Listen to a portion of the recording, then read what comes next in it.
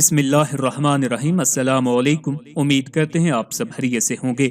سورہ عنکبوت قرآن مجید کی 29ویں سورت ہے۔ یہ سورت مکی ہے اور ابتدائی دور میں نازل ہوئی ہے جب مسلمانوں کو شدید مشکلات اور اذیتوں کا سامنا تھا۔ سورہ عنکبوت میں کل 7 رکوع اور 69 آیات ہیں۔ سورہ عنکبوت میں کل الفاظ 1120 ہیں جبکہ کل حروف کی تعداد 4242 ہے۔ یہ سورت قرآن مجید کے 20ویں اور 21ویں پارہ پر مشتمل ہے۔ آیات 1 تا 45 قرآن کے 20ویں پارہ میں جبکہ آیات 46 تا 69 قرآن کے 21ویں پارہ میں ہیں۔ سورہ عنکبوت قرآن مجید کی کتابی ترتیب کے لحاظ سے 29ویں جبکہ ترتیب نزولی کے اعتبار سے یہ 85 نمبر پر نازل ہوئی ہے۔ اس سورت کی وجہ نزول اس وقت کے حالات تھے جب کفار مکہ مسلمانوں کو دین سے برگشتہ کرنے کے لیے ظلم و ستم کر رہے تھے۔ اس موقع پر اللہ تعالیٰ نے مومنین کو یہ پیغام دیا کہ وہ ان آزمائشوں میں کامیاب ہو جائیں گے بشرطے کہ وہ صبر و استقامت کا مظاہرہ کریں اور اللہ پر توکل اور بھروسہ کریں۔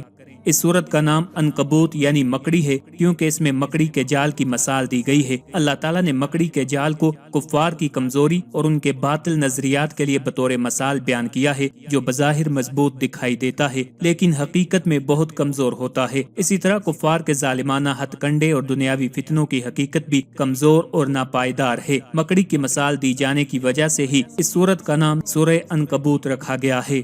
سورہ عنکبوت کی تلاوت سے مومنین کو آزمائشوں میں صبر اور استقامت کی نصیحت ملتی ہے۔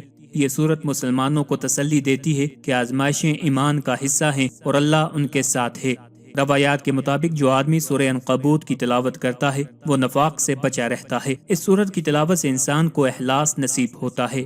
حدیث میں آتا ہے کہ جو آدمی سورہ عنکبوت کی تلاوت کرے قیامت کے دن اسے اللہ کی طرف سے شفاعت نصیب ہوگی۔ اس سورت کی تلاوت کرنے والے کے لیے اللہ تعالیٰ مدد اور نصرت کا ذریعہ بنتا ہے، خاص طور پر مشکلات اور پریشانیوں کے وقت میں۔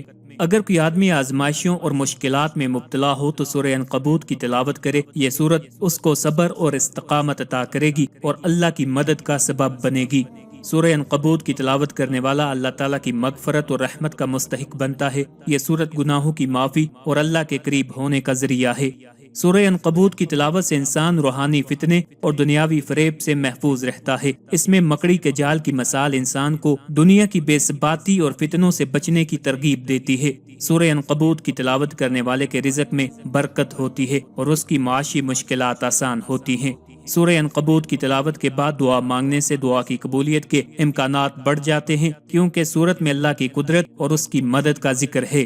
اس سورت کا مرکزی مضمون یہ ہے کہ اس میں توحید و رسالت، مرنے کے بعد دوبارہ زندہ کیے جانے اور اعمال کی جزا ملنے پر دلائل دیے گئے ہیں اور مصیبت اور آزمائش وغیرہ ہر حال میں ایمان پر ثابت قدم رہنے کی ترغیب دی گئی ہے۔ نیز اس سورت میں یہ مضامین بیان کیے گئے ہیں۔ اس سورت کی ابتدائی آیات میں بتایا گیا ہے کہ دنیا میں مسلمانوں کو سختیوں اور مصیبتوں کے ذریعے آزمایا جائے گا اور ان سے پہلے لوگوں کو بھی آزمایا گیا تھا۔ اپنے نفس کے ساتھ جہاد کرنے کا فائدہ اور ایمان قبول کر کے نیک عمال کرنے کا صلہ بیان کیا گیا ہے۔ والدین کے ساتھ حسن سلوک کرنے کی حد بیان کی گئی ہے۔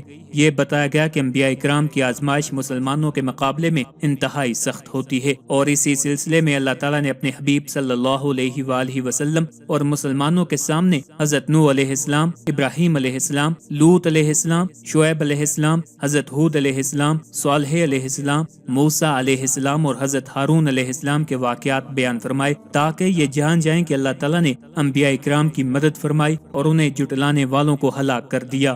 انبیاء کے واقعات بیان کرنے کے دوران اللہ تعالیٰ کی قدرت اور وحدانیت اور مرنے کے بعد دوبارہ زندہ کیے جانے پر دلائل دیے گئے ہیں۔ اہل کتاب اور مشرکین کے اعتراضات کے جوابات دیے گئے ہیں۔ کفار کے ظلم و ستم کا شکار مسلمانوں کو ہجرت کرنے کی ہدایت دی گئی اور ان کے لیے اجر و ثواب بیان کیا گیا ہے۔